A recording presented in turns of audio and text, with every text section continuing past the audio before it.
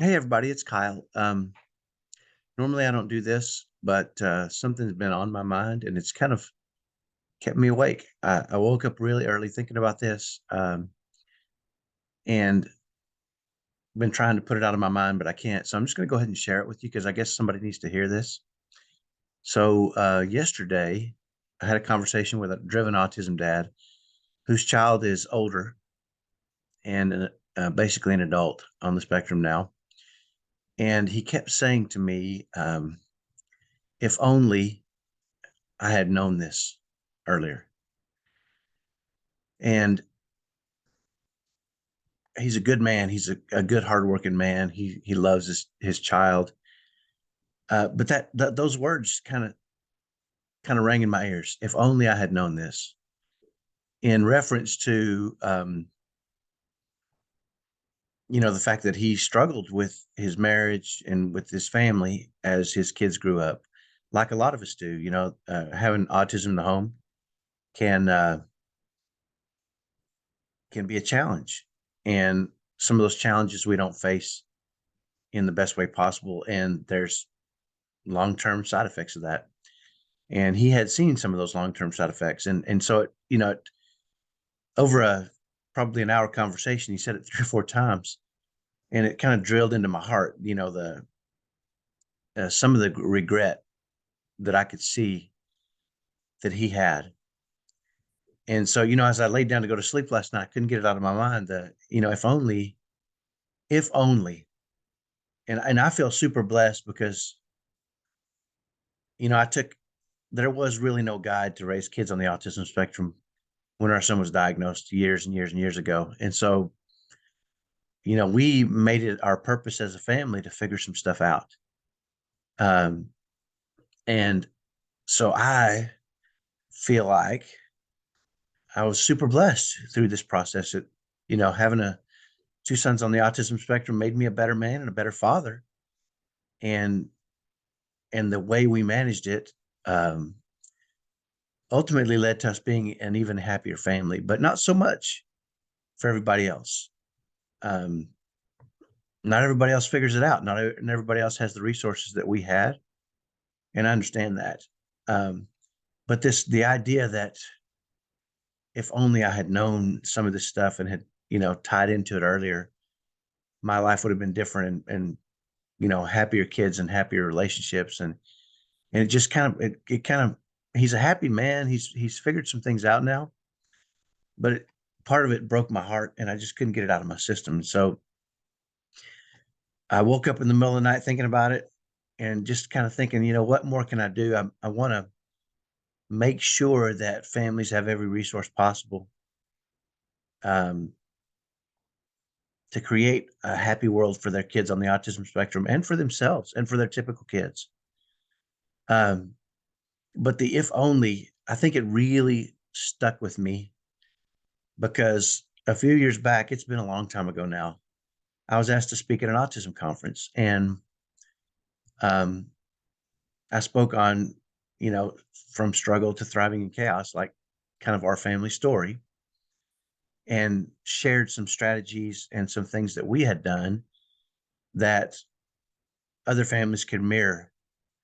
I learned a long time ago, if I want something, I find somebody that's already got it. And I just try to model what they've done. And so, what I didn't know is that in this presentation, there was a couple, maybe 100 people in there. I don't know how many, I can't remember. I've done a lot of these things, but what I do remember about more than anything about this event was afterwards, I had a booth down in the main lobby, and people were approaching me after the presentation and talking to me and asking me specific questions. And I love that kind of thing, right? I love to be helpful. And as it kind of died down, there's three young men kind of standing over to the side. They look to be anywhere, maybe early 20s. Um, the three of them approached me, and I didn't know this, but they were in my presentation. And these three young men were on the autism spectrum. And the most verbal of them came up to me and said, if only our parents had known what you were teaching, maybe then they would have loved us. And it really it really hurt me to the core for him to say that. And I said, well, how can you say that? I'm sure your parents loved you. Didn't they tell you they loved you? And he said, yeah, but that's not how it felt. And I said, so I didn't understand. I wanted to know what he meant. And so we had this conversation, those three young men and I, and they had talked together and discussed the fact that because they were diagnosed on the autism spectrum and because there was stress and strain and there maybe one or two of them, their parents had split up, and they thought it was all their fault because of autism, because the autism in their minds and their behavior as kids created that stress, and that is what damaged their parents' relationships. Not one of the three of them had a very good relationship with their families, uh, and it just broke my heart. No matter what I said, I couldn't help them get to a point where they realized that they were not the reason that their families were messed up, is what they said, messed up.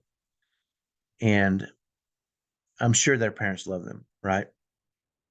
And it broke my heart to think that my son or anybody's son or daughter on the autism spectrum would ever get there. And it was one of those if onlys. And so when he kept using that term if only yesterday, uh, it reminded me of that story and just shook me a little bit again. And so um, I couldn't sleep last night. I woke up way too early. I won't even call it sleep. It was more of a laid down and took a nap and got up again. And early this morning, it's not even 5 a.m., but I've already folded a load of laundry, started a load of laundry, washed the dishes in the kitchen.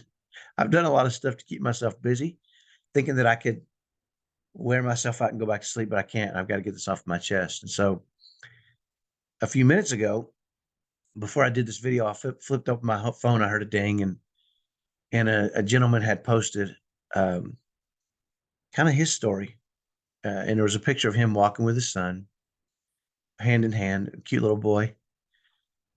And he described a lot of the things that we had struggled with, you know, multiple meltdowns a day, the stress that it causes, um, biting, hitting, scratching, all the things that we've experienced as parents.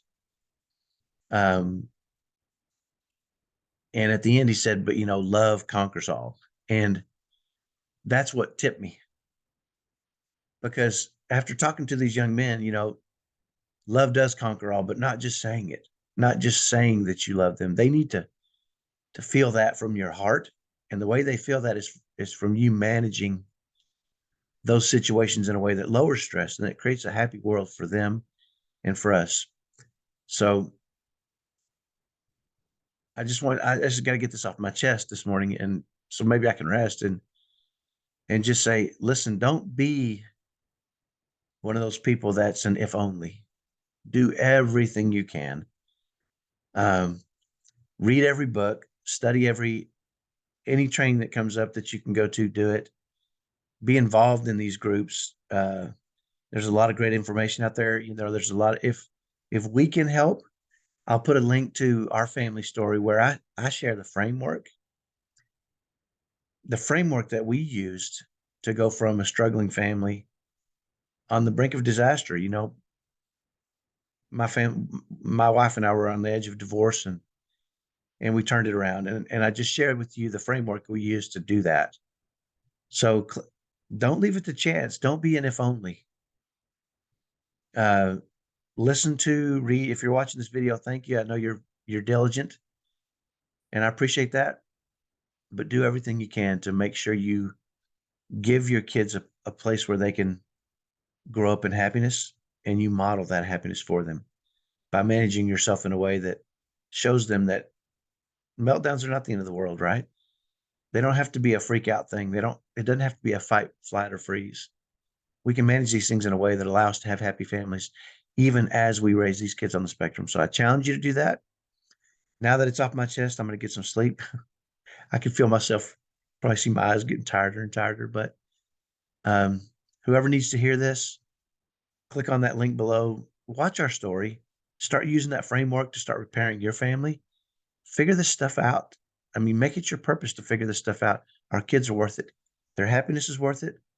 Our kids are worth it. Our typical kids are worth it. They need this too. And you're worth it. You need to live a life of joy and happiness and not so much struggle and stress and strain so that you're just so beat down and worn out that you can't manage. So hopefully that's helpful. Have a great day. It's a Saturday morning. Have a great day. Spend it with your kids. Show them you love them. Manage yourself in a way that shows them that you can be happy no matter what your circumstances are. Talk to you next time. Bye bye.